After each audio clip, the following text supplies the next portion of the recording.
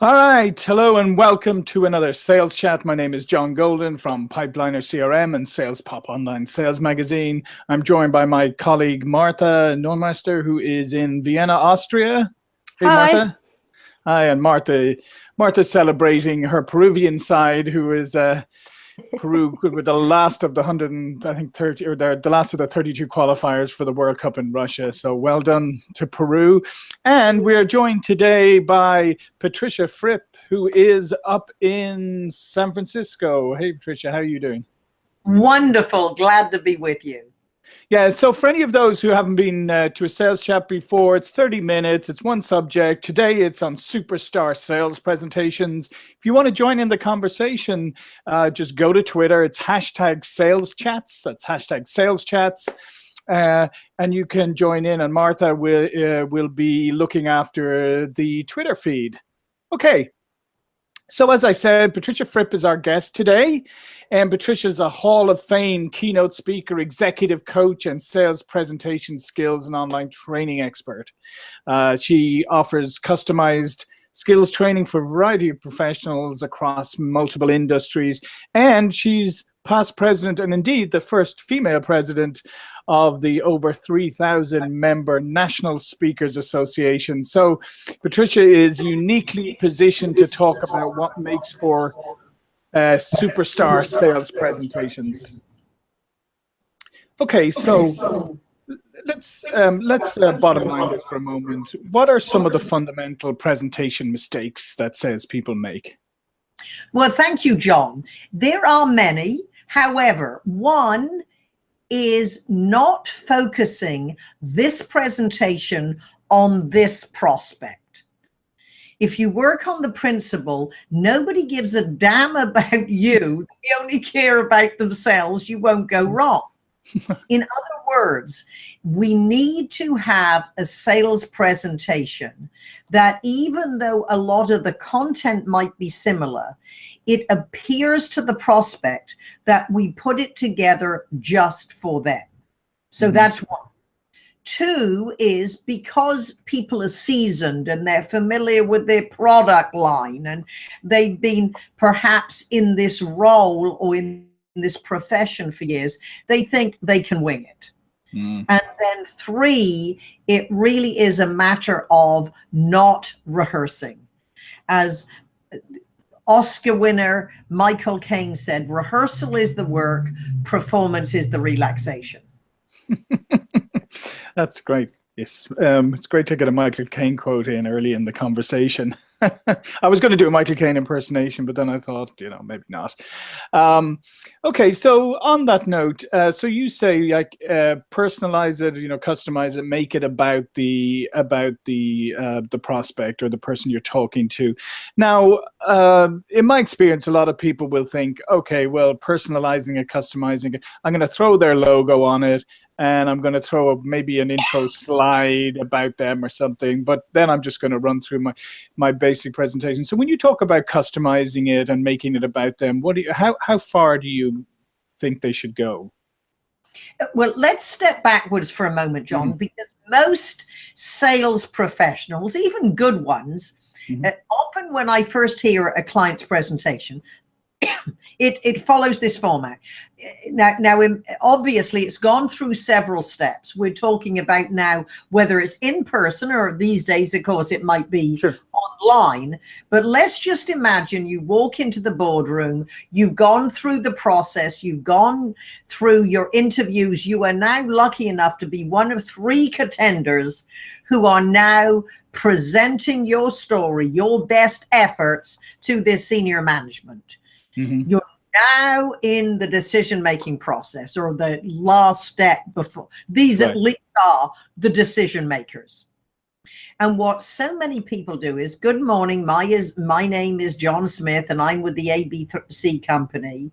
And this is how long we've been in business. And this is who we do business with. And we'd love to do business with you. It's pretty much standard. My suggestion is, if you want to stand out, because my point of view, John, is if everything else is equal, Yeah. You've all got good references. You've all got good products or services. You've all got customers that think you're the best in the business, and maybe your price isn't that much difference. So that's when the presentation really makes the difference. And my premise is, if you sound the same as everybody else, you have no advantage. Right. So I recommend my clients and anyone who will be listening do this version of this.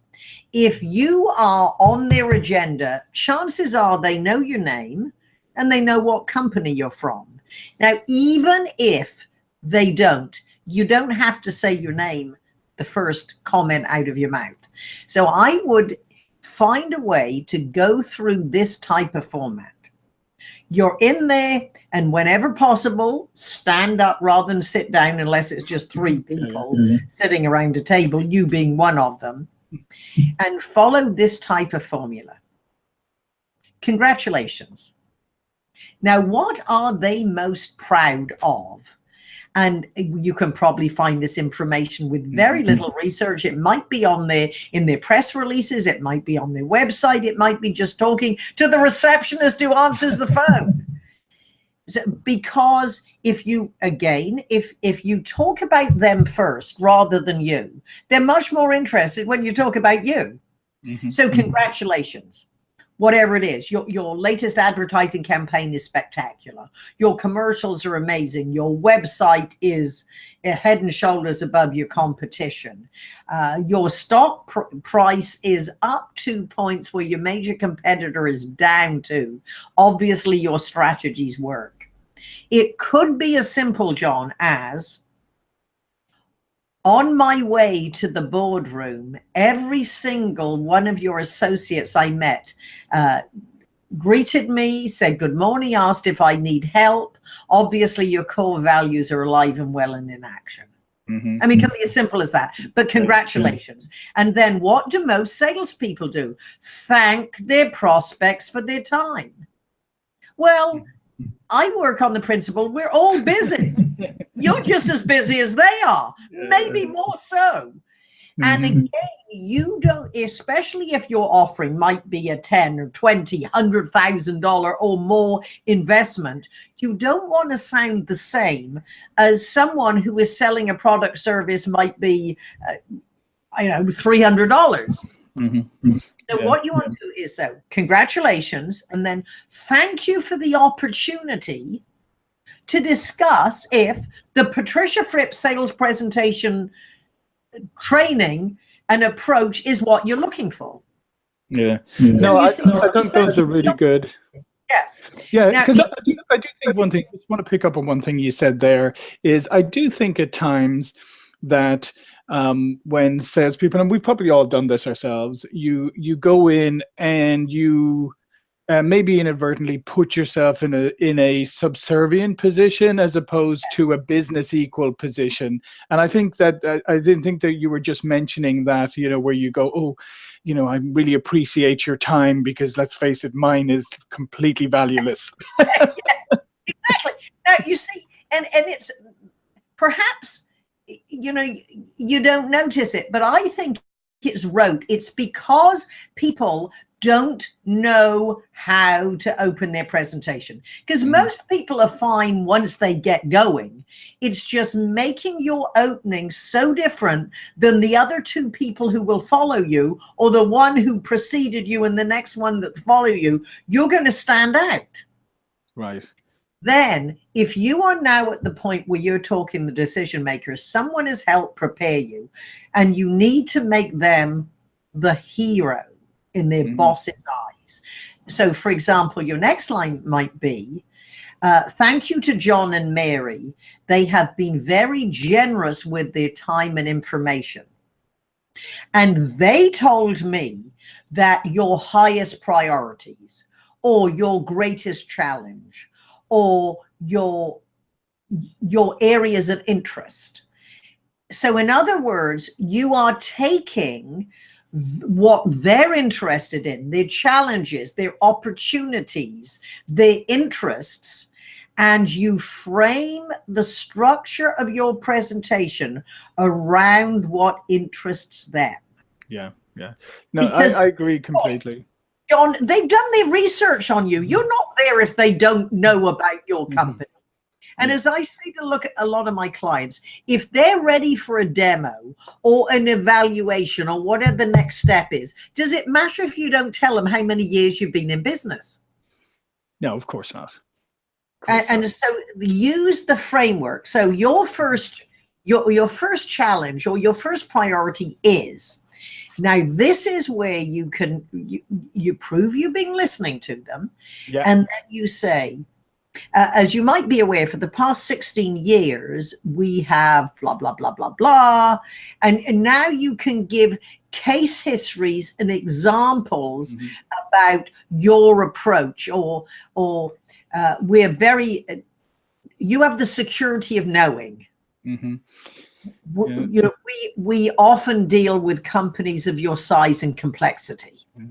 But getting back to that point you were saying about going back over, what you've heard, what you've picked up, and showing them that you've been listening. It's also an incredible opportunity at that point to say, okay, here's what we've heard in the process, and go through it and then say, has anything changed? Is there any additions? Yeah, exactly. And that's something that your competitors are going to miss out on, right? Yeah, so certainly, has anything changed? And also, are there any other areas you would like to add to our agenda? It's proving that you're prepared. I mean, you could deliver the dance of 1,000 slides. We all could. However, the chances are that's what your competitors did. So it's showing that you listen, showing that you are going to deliver the content about your offerings, about your methodology, happy case histories as it relates to their challenges or interests. It's a matter of just reorganizing what you might have done anyway, but it's focusing on their structure and interests. So what are some other ways that you can, or a salesperson when they're presenting, that they can get more buy-in to what they're talking about? You get more buy-in when you are speaking as an audience advocate. You look at your presentation from the point of view of the listener. And as a very simple, easy way to do this, except it isn't easy. It's simple. And once you become aware of it, it will change your presentations. And it's watching the you versus I balance in your conversation. And this travels not only through your conversations and presentations, it goes with your emails, your special reports, or your letters. It's a matter of, rather than saying, I will tell you, or I'm going to talk about, or what I would like to do first, it would be the presentation is designed around your interests. Of course, any time that you want to add to the agenda, or at any point you need clarification, please feel free. And as you know, your industry is now this. So in other words, look for as many ways as you can to put more you in your conversation. And the same with your emails and your letters. With a lot of my clients, I say, well, let's print out a standard email you're sending out, or the framework of your sales letter.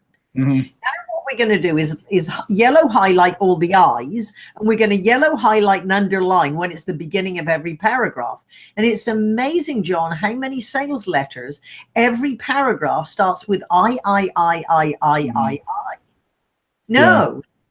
That doesn't look like you're interested in me, because you get more buy-in for your ideas when it sounds as if you are more focused on them, because they're more interested in themselves than you.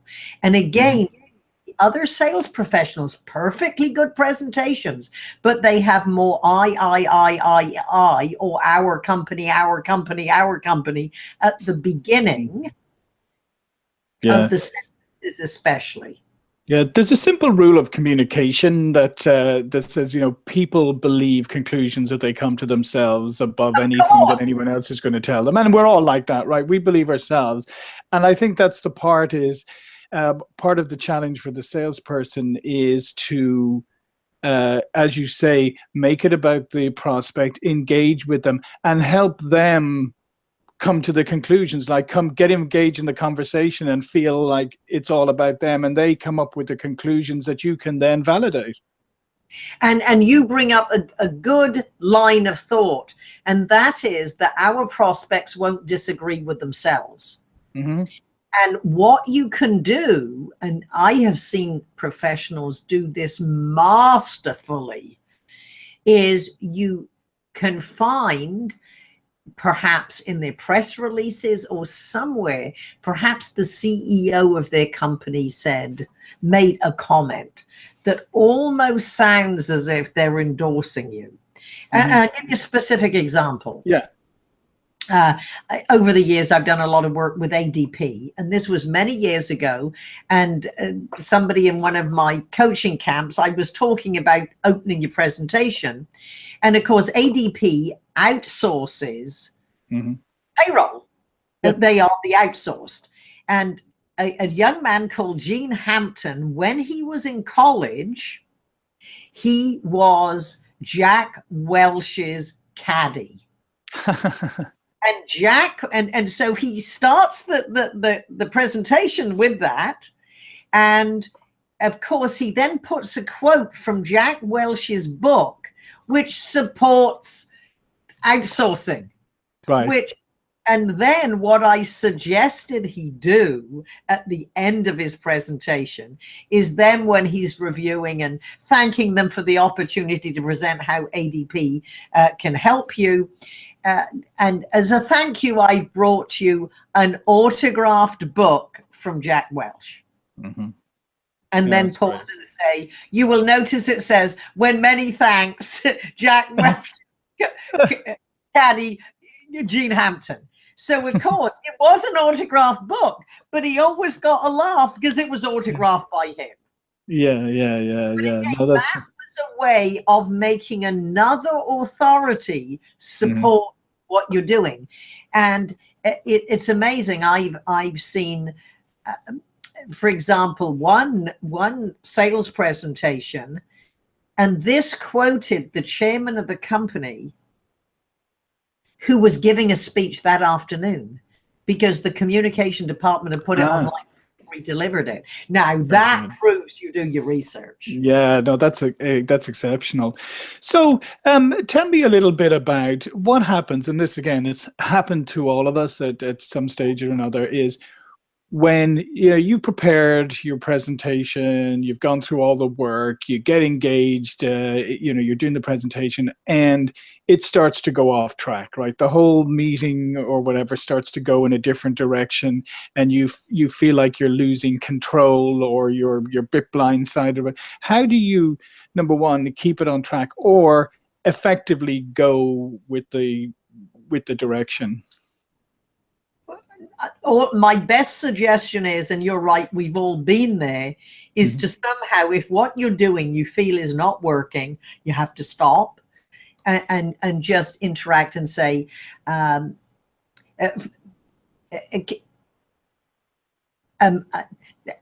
I getting off track, or please help me better? Naturally, I'm here to serve what you're most interested in.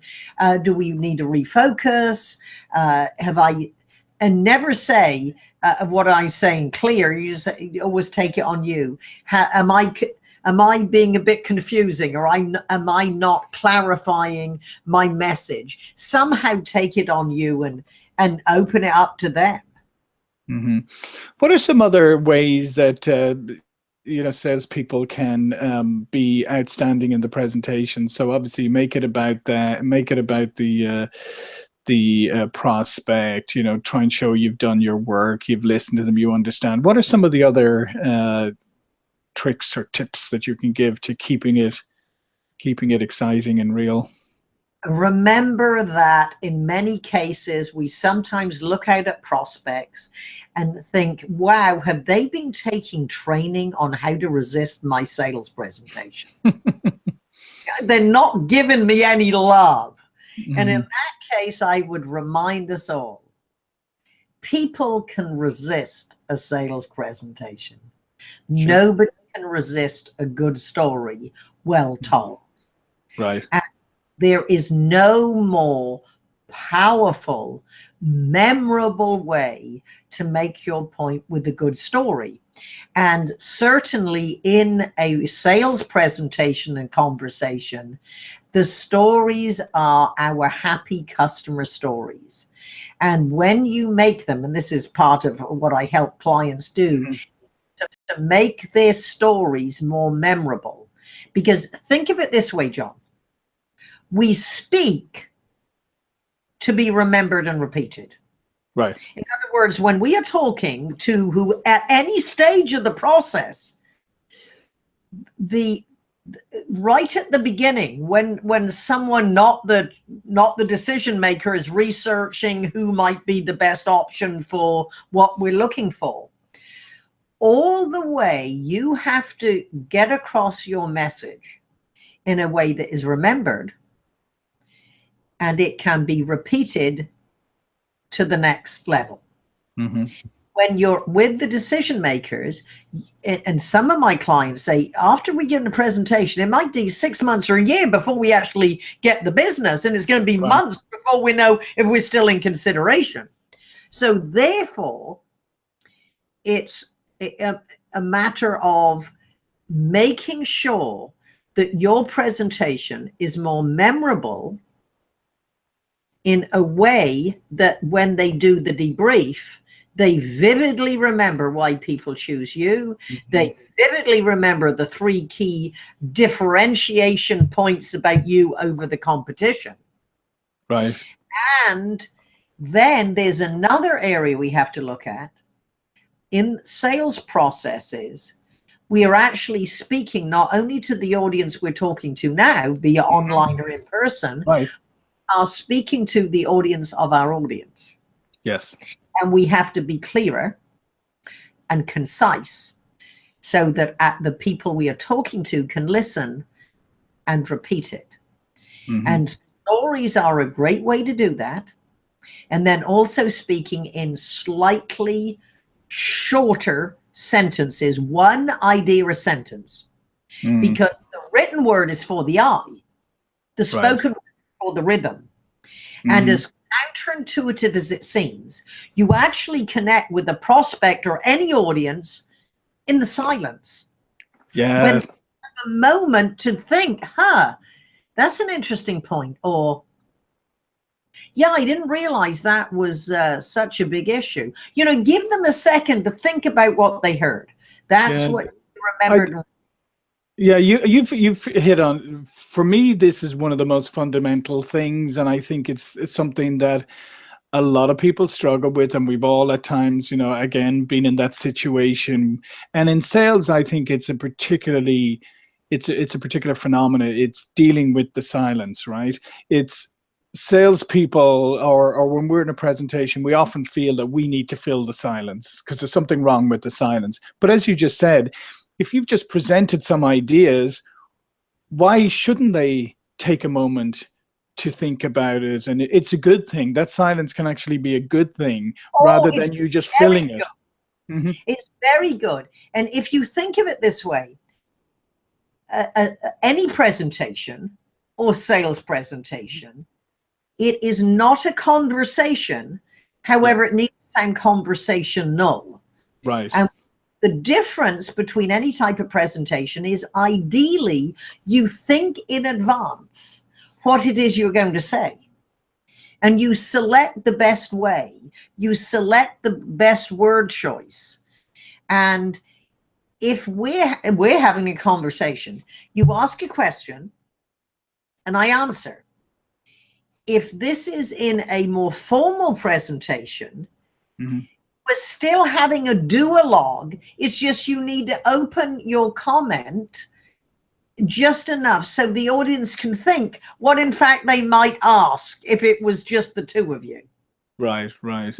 So I think that's a great, I think that's a really key point for people to take away, because as I said, you know, people get very nervous and skittish when there's silence, or they go, okay, well, let's move on.